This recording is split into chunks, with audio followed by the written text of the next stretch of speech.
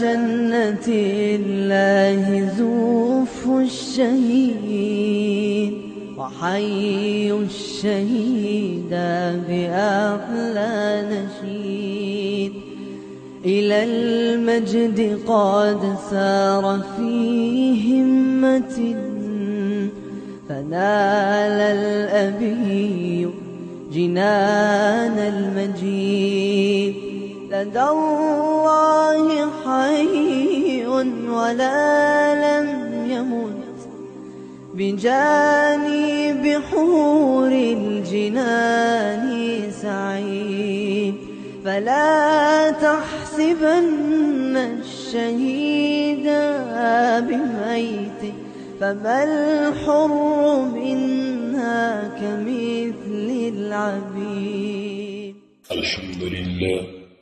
الحمد لله رب العالمين والعاقبة للمتقين والصلاة والسلام على أشرف الأنبياء والمرسلين أما بعد السلام عليكم ورحمة الله وبركاته.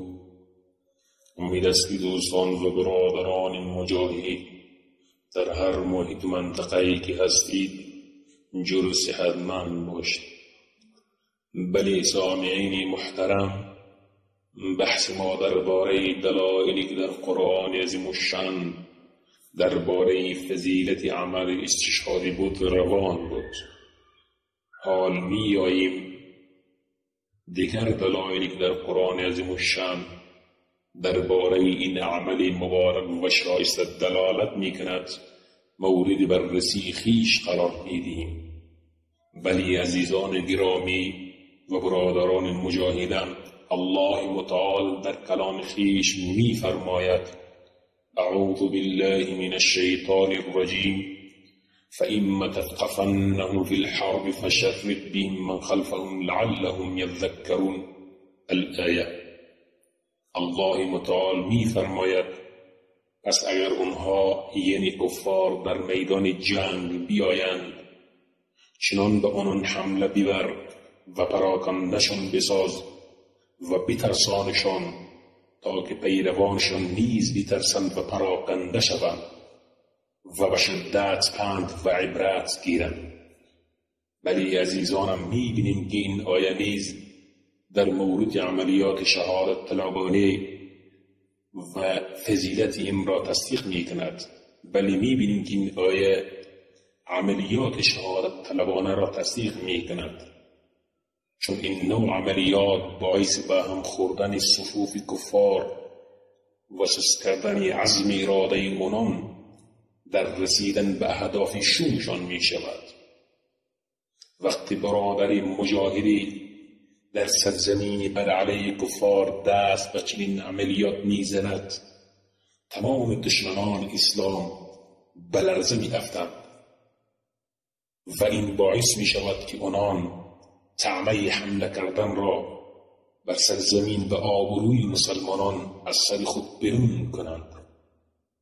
و این یکی از حکمتهای مبارک این عمل شایسته می باشد. بلی برادران مجاهدم، اعداد و آمادگیری همون گونه که علما بیان کرده‌اند به دو قسم تقسیم می شود. اول اعداد و آمادگیری فکری، اعداد و آمادگیری فکری و معنوی، مانند تقویت ایمان و عمل صالح و کسب کردن علم شرعی در مورد جهاد و استشهاد و شناخت عمق فاجعه‌ای که سر مسلمین آوردند و می آورند. دوم اعداد و آمادگیری جسمی و بدنی می باشد، مانند ورزش‌های سخت و آمادگیری جسمانی بالا، یادگیری تیراندازی و تمرین، شنا و اسب سواری و تکنولوژی های روز غیره. ببینیم از برادران عزیزم، امروز نفرات مجاهدان در مقابل کفار صلیبی، یهود و سایر کفار، از کمونیست ها گرفته تا منافقان و مرتدان و رافض غیره و غیره خیلی بسیار کمتر از اون تصور می شوند ولی با این همه الله متعال به سبب این جان بازی و رشادت‌های مردان اسلام فقط الله متعال می‌داند که چقدر در شوق جنت و لقای ربشان هستند. فقط الله متعال می‌داند که چقدر در شوق جنت و لقای ربشان هستند که در قلوب این کفار خوف و ترس و وحشت را انداختند، به گونه‌ای که اکثرشان به بیماری‌های روانی مبتلا می‌شوند به سبب همین عملیات‌های مبارک که همه چیز و همه کس را برای آنها تبدیل به بهانه متحرک کرده است. آیا تعقل نمی کنید که شخص استشهادی یک نفر است و تعداد کفار و مرتدین و غیره بسیار زیاد می باشند؟ همین است که الله متعال فرموده است کفیه و گروه که کم در مقابل فئه و گروه زیاد پیروز شده‌اند. چنانچه الله متعال می فرماید اعوذ بالله من الشیطان الرجیم کم من فئة قلیلة غلبت فئة کثیرة بإذن الله والله مع الصابرین. الآیه.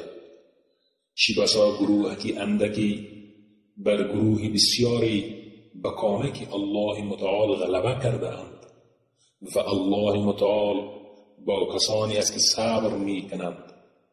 بلی عزیزانم، می بینیم که امروز کفار در پشت دیوارهای بتونی و قلعه‌ها، پایگاه‌ها و دیوارهای آهنی پنهان شده‌اند و با مؤمنین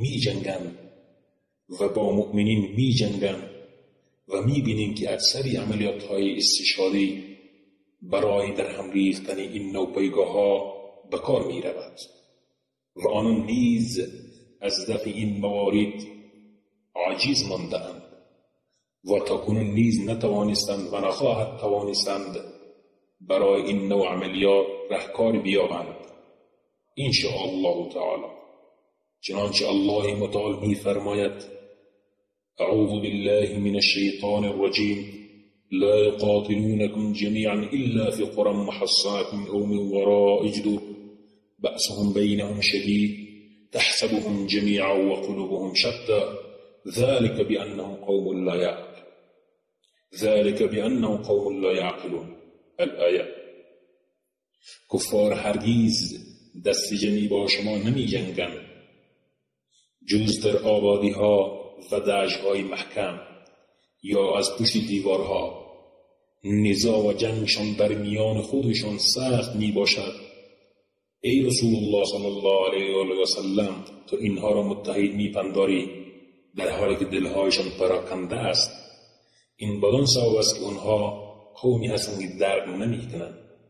پس برادران مجاهدم می بینیم که الله متعال می فرماید که کفار، یهود و نصارا و مرتدین و غیره با شما در رویاری جنگ کردن نمی توانند و اگر جنگ کنند فرار می کنند و گروه که اندک شما اینها را بإذن الله شکست می دهد.